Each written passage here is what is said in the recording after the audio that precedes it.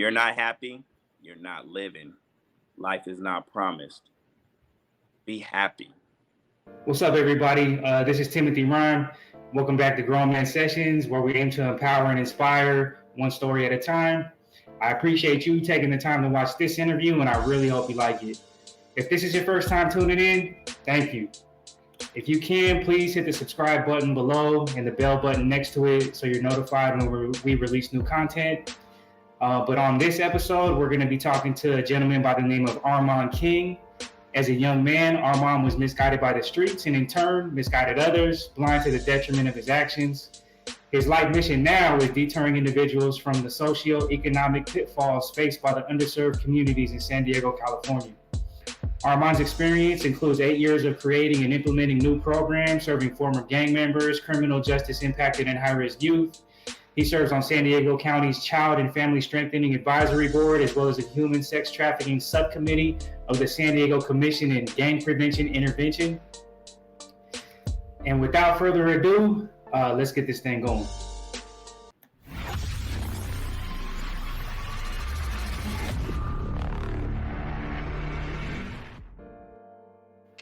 Armand King, how you doing, bro? Man, I'm doing fantastic. If I said anything less, I would be lying. Man, thank you for taking the time, man, for joining me. I'm doing great, bro. I just appreciate you coming on, man, and sharing this moment with me. 100%, man, and glad to be here in this moment, man. We got to cherish every single moment. Tomorrow ain't promised shit, man. Excuse me. Tonight ain't promised.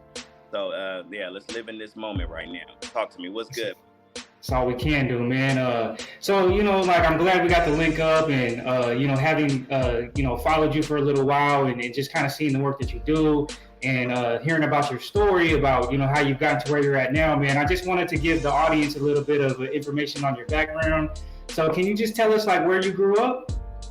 For the first 10 years of my life, I grew up in the boondocks, a rich, primarily white neighborhood called Rancho Penasquitos in low-income apartments. My dad had a job out there, so from birth until 8 years old, 9 years old, my elementary school years, I was in this rich area full of greenery and a prominent area. That's where I started my life. And as I analyze, there's not a second of my life that was not mapped out for me before it happened. And so I started my life there. So I got to see that. I got that the better education that's delivered there that's not in the hood. And then culture happened. We moved to the hood, Spring Valley, that I represent from my community. I moved to Spring Valley, and it was a whole 180, not 360. Oh man. But 180. So did that, and then I grew up around Southeast San Diego, Spring Valley, primarily Skyline area, the impoverished, marginalized communities that's where I grew up. So what led you to getting involved in the street life? Shit, I was in the streets. No, a lot of things. I don't know how much time we have. I do. We talked about it, so I know how much time we have. But so really, my middle school years, I didn't, as a kid, your family may be going through stuff and you don't all the way understand it. You a kid, you might know some stuff's not right, but you don't realize what's going on. And so I didn't know there was drugs, addictions in the household. Some stuff kept from me, but a lot of stuff in my face. But you're not putting it all together yet. You know what I mean? So by how old was I? I just started middle school, so I said I was about 12 years old.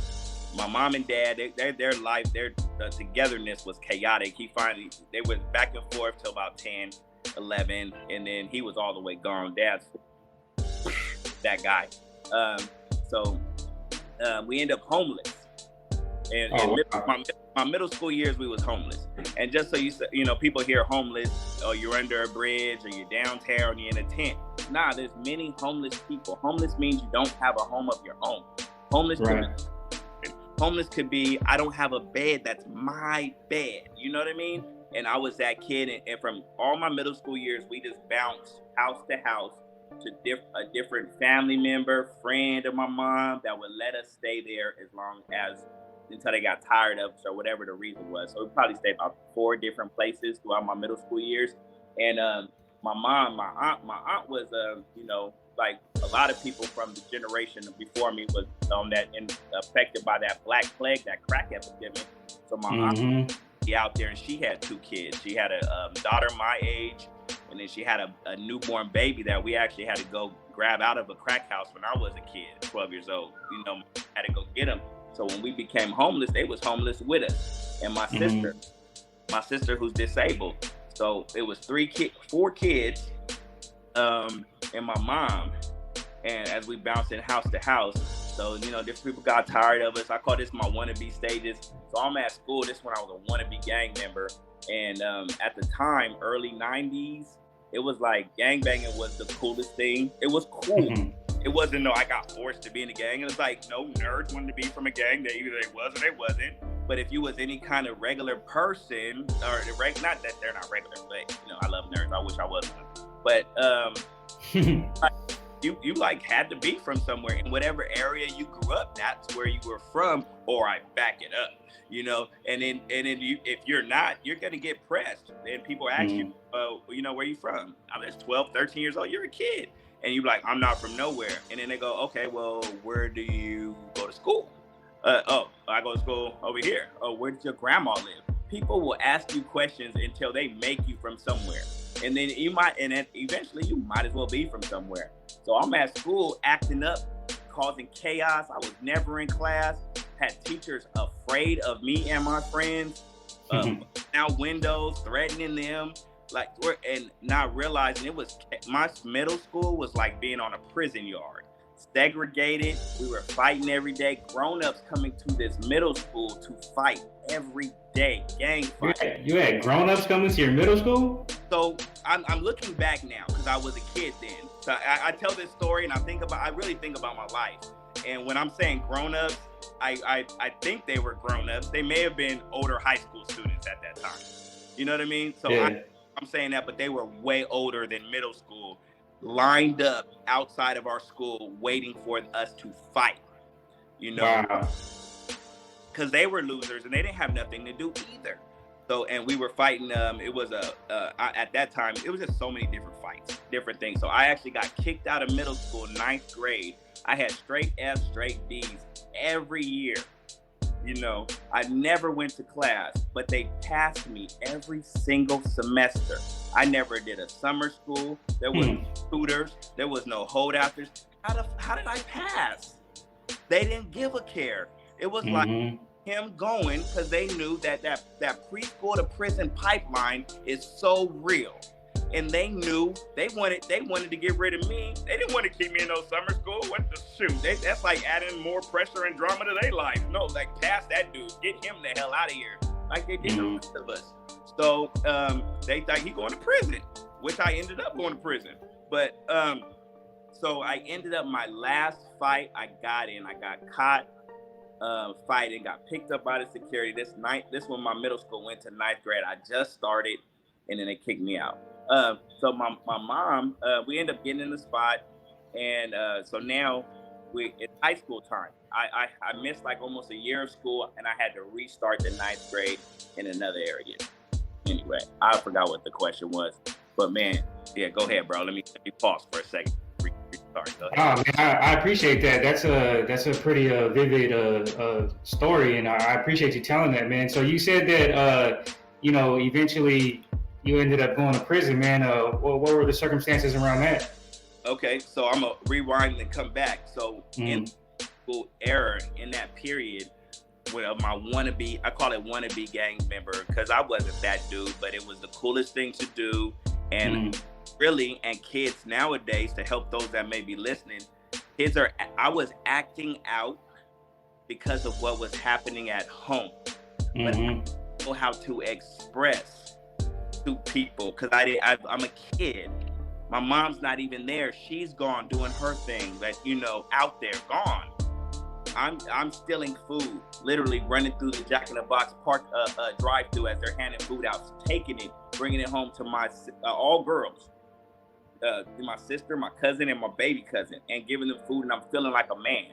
At 12 years old, I come back from a camping trip, and one of my cousins had I didn't even know it, had put a cube of weed in my backpack. So I got that, packed it up. I started selling weed at 12 years old. First time I started smoking at 12, started selling at 12. It was an instant thing. So I'm hustling immediately. So fast forward to when I went to prison, there's a whole lot in between, you know, from all kind of hustles. My main hustle was pimping.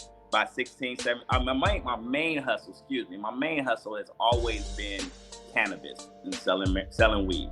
You know? But when at 16, when my community got turned out to pimping and prostitution, that took over, because I've always been a hustler. I always called myself a master all categories. I didn't care where the money came from, as long as I was making money. Right. But at the time, at 18 years old, when I graduated high school, around me, everybody I knew that graduated before me, I saw literally, I don't know if I made this in my head, but they was dying or going into jail right after graduation, right? Because it was nothing, whatever. That's a whole 30-minute conversation in itself. What happens after high school for people like that? So I was scared, bro. And I have literally, at 15 years old, I stopped being at home. By my junior year in high school, I had my own first apartment, me and one of my best friends. Since senior year, I'm paying rent and bills, gas and electricity. No kid needs to be doing that. I was. So, yeah, you didn't have a childhood. I didn't have a childhood, homie. And then, I kind of did too. I did some kid stuff growing up. I did, so I can't say it all the way got taken from me. I wasn't Michael Jackson's, you know what I mean? So, what's it called? At 18 though, I had just lost my apartment because I didn't know how to manage bills and all that stuff. So I lost it, and I'm living now at my grandmother's house. So I'm moving with my grandmother, and I'm sleeping in my little cousin's bed with my feet hanging over. And at this point, I'm a hustler, you know what I mean? And I felt like I fell off. I didn't know what to do. So I joined the military to save my life. I didn't tell none of my homies because we hated the military. We used to beat them up. You know what I mean? I'm from a military town. You was a swabby from the Navy. We have problems. So I underground, didn't tell my homies, and registered for the Air Force. Got in. I was in under 2 years, but by the time, fast forward, I got stationed.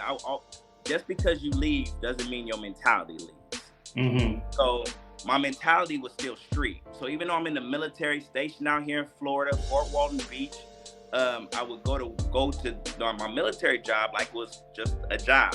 Smoking weed every day. I used to keep niacin in my pockets in case I got a T-test popped up. But I had a shaving waiver so I could grow my hair out, right? A lot of black dudes, we would break out with razors if we weren't used to razors. So I did it on purpose. Broke out, go to medical, get a shaving waiver so I could grow my hair out during the week. So when Friday after work hit, I would get lined up. I didn't look like I was in the military, and I'm out in the street, still trying to pimp, smoking weed, and hanging out with all the street folks. It wasn't but a matter of time I realized, man, the weed they was getting out there was 10 times the price of out here in Cali. So, fast mind. I don't need this military check, and these people I'm not getting along with, these racist people I'm in here with, I'm about to come make my bread. And my friends kept flying out there, visiting me, coming in with sacks under their sack, coming selling that and having fun and flying back. I'm like, oh my God. And at that time I had a flight hookup. I would fly back to San Diego every weekend. They didn't even know I was gone. I wasn't taking no leave. I'm back, gone. Fast thinking.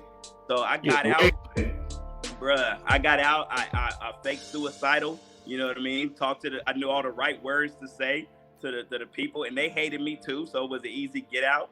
Drove back home and drove right back with 10 pounds in my trunk. From there, I started an enterprise of just moving weed to start it off as Florida, set up shop out there, and then end up being in 2 other states. And at that point now, At 20, I'm 20, 21 years old, but thinking like an entrepreneur and had the plug. So now I'm not even leaving San Diego anymore. My flying, right? Matter of fact, I'm not even packaging it up. Intelligent, but the wrong product. No mentorship. Nobody to tell me and break down what I was doing was real entrepreneur business mentality as a kid. Right. Ed, my big homie, showed me how to wrap it, how to send it, right? So now within a matter of time, I'm in Atlanta, I'm in Nashville, Tennessee, and I'm in Fort Walton Beach. And then, so I had at the time I had I stopped pimping. I had my square girlfriend going to college in Long Beach. My best friend with his house in Downey and in South Central LA when he moved. So I would send and money would come to their pads stuffed in teddy bears, thousands of dollars, Ziploc, I was making 10 to 20 racks a week at 21 years old. I've owned every car you could possibly think of. Maserati, twin Lexuses, Navigators, Cadillacs, Camaros, brand new Monte Carlo in 01 before 01 when they came out in 00. You know, get it. Living in the boonies, 3-bedroom condo. It was $2,500 then to live there. It's probably $4,000 now, brand new. Young black men. My homies was all pimping still, but I was getting stuff. And people wonder and ask us questions: how do you live here? How do you afford this? Never going to work. You know what I mean? So I ended up going, but like every story, I'm not being braggadocious. It's only a matter of time before the DEA came and knocked on they followed me outside of mailbox, etc. Mr. King, put your hands on your card. And then I'm gone. Or I was gone for the day, got bailed out and jumped right back in the game because I got bills now. And I'm not just paying my bills, I'm paying my homies' mama bills, my girl bills up here in Long Beach, I'm paying rents. Mm-hmm. So even though I'm getting all this money, I wasn't keeping it. Nobody taught me the finances and how to stack my money. So I just expect, when you get fast money, you expect it. It's coming fast and it burns fast. So I'm spending out. At any given time, I might have kept a few grand on me, but I just knew the next week I'm getting 10 more thousand. So I'm spending, right? And so, I ended up getting knocked by the state at first. I got one felony for possession of 10 pounds of cannabis. And then when that happened, I fell off. I tried to send another package. They caught it. They was on me. You know what I mean? So, and that didn't work. So I jumped right back in the game, straight to Vegas, ended up knocking me some new work, and I'm right back. It's never been hard. So for me, because I've always been a chosen one, it's never been hard for me in illegal business, but I would get spanked because I was meant for more, right? But I didn't I didn't realize it. So I was in the game again for like probably another month, less than a month. I'm all the way in Houston, Texas right now, trapping. And my mom was like, Armand, you need to get home. Your PO's calling you. So I come home early and the feds pick me up. And at 21, first time offender, I do 3 years in the feds. I'm gone all over the United States. I've been in 9 different institutions in the course of 8 months. I stayed in 9 different institutions. The case was out of the Northern District of Florida. They extradited me from San Diego they ended up charging me for 100 keys of marijuana and conspiracy organized crime. I had 2 co-defendants that told on me months before I got arrested. They already had signed. Oh, wow. So yeah. So my operation didn't get busted. It don't even matter though. So that's what I'm not saying. I don't care how fast a person thinks they are or how good they got their game. You're not selling to yourself. Somebody's out there that can tell on you, and they're telling.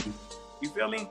So yeah. So I ended up doing those years. It came on, but I went to prison for cannabis, for weed. That's now legal and on the stock market, by the way. Yeah, man, it's crazy how the culture around that has shifted. But so I'm curious, man. What was the thing that was the pivotal point for you to turn your life around and kind of move in a new direction? I promise you, Tim, I get asked that question every single interview. I've been asked that 30 times, and I'm gonna tell you, like I tell her, it was not that one pivot. It wasn't like a life-changing point. The starting point was when I was in prison. I was in Sheridan, Oregon, walking around the track after working out, after buffing, and the chaplain called me to the office, and he like, hey, I've never been called to the chaplain office before, but the chaplain's like, Armand, would you come to the chaplain office? So I'm like, stop my homie. I'm like, okay, let me go see what they talking about. I walk in there, and he look at me with the coldest face ever and be like, Armand, your brother's dead. Call your mom. I'm like, I don't have a brother. Oh, wow. Like I told him I don't have a brother. She's like, Armand, yeah, call your mom. Your brother died. Yeah. So I call my mom. My mom's boo-hooing, crying, and she's like, Armand, Richard's dead. My best friend, person that held me down the whole time I was in prison. He was my brother. And wow. So that moment, it was a month before I came home. 2 days previous to that, he was mad at me because I didn't call him every single day. He's like, Armand, I put money on your books. You have no reason not to call me. And that next day I was going to call him, but I'm like, nah, I'm almost home. I'll call him later. That next day he did. Can't never call him again. So it was not one point, but I would say that was the starting point and the pivotal point right there before that started the process. And when I came home, luckily I had a big homie that grew up with me that had a restaurant. And as soon as I got back, he put me to work, gave me a manager job, trying to make me a part owner. And I was still attracted to the life. This was right. Also, Mac Dre had just died too. And before I went to prison, it was an epidemic. Most people was into pimping or prostitution, stripping, escorting. But when Mac Dre died, even more people who followed in his lead. And when I came home, it was so many people that weren't in before that weren't in. It was hella people was having money, and it's me playing catch up now. And I was like, nah, let me get back in the game. And so I was 1 foot in, 1 foot out for a while. And but it was like at that point I had grown so much. I was of a certain age. My brother was dead. All these different conflicting things to where it wasn't just all fun anymore. It was a stress, and God wasn't letting me just have it easy. So eventually I got out, but I kept getting drawn back in. It was like that. It was like a drug and a go-to. When I needed money, if I lost a job, I knew how to go get it. So I would go back. And then my last little adventure in the game, I was done. I had a restaurant. I was working it, wasn't making no money, but I had a spot. And this girl had actually got me back in the game. One of my homegirls I knew, you know what I mean? And she came with the full package. Here's a house for you, Armand. Here's 2 cars. One of them old school. Here go another one on 24s, TVs, like, yes. And next, it was just a headache, even dealing with her. And she was on her way out. Like, she was done. We were both burnt out. And I'm like, I'm not dealing with this stress. And it really, what dawned on me, that popping in my head was, if I put the same amount of energy, I know I'm starting to learn who I am. If I put that same energy that I'm putting into this illegal hustle or into this individual to do what I want them to do, if I did all that to myself, I'm gonna win. I trust her. So and she did some dumb stuff, and I was like, I'm not even gonna fight you. She wanted me to fight her. She wanted me to hit her. And I don't hit women. I never have, never will, never put my hands on a woman in my life, other than sexual, or I ain't never hit nobody. So I'm like, I'm out. And I got out, and I never looked back, never been in again. And then so that was awesome, man. I think sometimes like God has a mysterious way of like tapping us on the shoulder along our journey, man. And then during our transformation, it's just like these, like you said, man, these little markers along the way that kind of, you look back and you say, okay, like I see what that was for, I see why that happened. Yep. And so I've really looked back, and I've analyzed from my birth on, and it's been a continuous journey of me being worked on. I wasn't doing it. To this day, and I tell people, because I get a lot of credit, a lot of love, and honestly, I don't know what I mean. I know what I'm doing, but I don't. Like, I literally, when you hear people say, "Let God have the will," I have, and I've learned more about myself. Luckily, I've been able to I'm almost 40 years old. Luckily, I've been able to learn and develop and grow. Most of my homies is dead. They didn't get that opportunity. But analyzing my life, every single step of the way, I was being guided, even through prison. Like I had an easy 3 years in prison. And literally there was one dude in most of my hardest situations that was placed as a protector in my life and traveled when I traveled. I didn't control that. But I'm looking back, I can't stop now. I don't even know another occupation I would do. I don't want to do nothing else. So, and I didn't choose this, it was chosen for me. Yeah, I was talking to another friend of mine recently on the show, and he was saying how, you know, when you're in your purpose, it doesn't exactly what you just said, man. It doesn't feel like it's you, you know. It just feels right, and you just know that you're on that path, like with your purpose. Right, and that's what it is right now, and I'm really grateful. Refuse my head don't get big. I never wear jewelry. I'm not into that stuff. I like money. I know what you could do with it, but that don't guide me either. It's coming. I enjoy what I do. I love my life when I wake up. I'm glad to be here. Like I said, most of my best friends are dead. So I'm here, but what I'm gonna do with each day, what I believe I'm guided to do, and I'm constantly getting confirmation, constantly seeing signs. It's verifying my purpose daily. And it's almost sometimes it's scary. I don't even get scared anymore. I'm like, okay, thank you. Well, for us being like such a new podcast, I feel the same way, man. And to actually meet somebody like yourself this early on in my journey doing this platform, I feel the same way.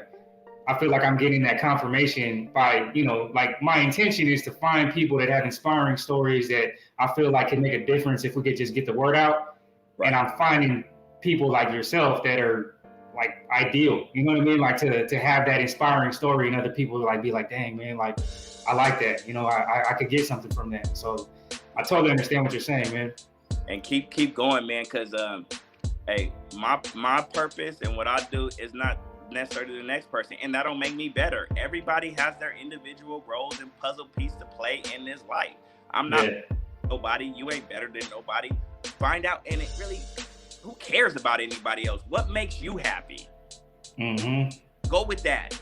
Go with what makes you happy. What makes you okay with your life? Because at the end of the day, there's probably 2 people. If you got sick and couldn't move out of your bed, how many people would come take care of you? How many? You're lucky. Not even this right here. No, you're lucky. Mm-hmm. That's true. Who cares, man? Look at Prince. As big as Prince was to the world, that man he died. He had about 2 weeks, if that, on Instagram, and you don't even hear about that man no more. Gone. That's real. But who the hell are we? You know what I mean? So do what makes you happy. Be a good person and live your purpose. Because your purpose ain't my purpose. That's why it's your purpose. What do you think is the biggest life lesson that you've learned through your journey? Love myself. I like that. And not settle. If your happiness is over everything. If you're not happy, you're not living. Life is not promised. Be happy no matter what. And you can, there's only a few situations that your life can be in where it's not in your control. Someone in prison right now, they already did something that, or maybe, because some people get falsely accused, but there's only some positions where you can't do nothing. But right now, you can choose who you hang out with. You can choose who you date. You can choose those things right now. You can choose your job. You can choose.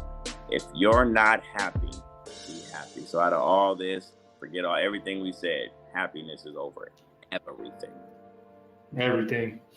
And I want to end it on that note, man, because I was like ending on a positive message, and I think that's the main key of this whole interview, man, is even though like Armand has been through the ups and the downs, the left and the rights, from what I'm getting from this whole story is that regardless of what you go through, regardless of what is going on in your life, you have the ability to make these decisions to change your life and to change your outlook and in the end, change your happiness. 100%. Well, thank you so much, Armand, for coming on. Can you please tell people where they can contact you or follow you on social media? Nah, man, I'm tired of people calling me, man. My phone be going off all day. And people just want to talk about their dog and they just want to hear my voice. Nah, I know, don't come contact. Like, I'm joking. I'm serious though. But yeah, so Armand King, if you say you can't find me, you lied. I'm on every social media platform. I mean, the bigger ones are part 6, Instagram, LinkedIn, Twitter, Snapchat, TikTok, name it. Link, I'm there. And my name, Armand, at pavinggreatfutures.com. Look up Paving Great Futures, see the work. We're not a paving company. We actually save lives. And yeah, you can find me. Right on, man. Well, I always end the show by saying it only takes one person to change the world, but it's one person at a time, and that one person is you. If you got anything out of this session, please hit the like button, the subscribe button, and drop us a comment. And just stay tuned for more content, because we're going to keep talking with more inspiring people in the future. And this is Grown Man Sessions, so peace out. Peace.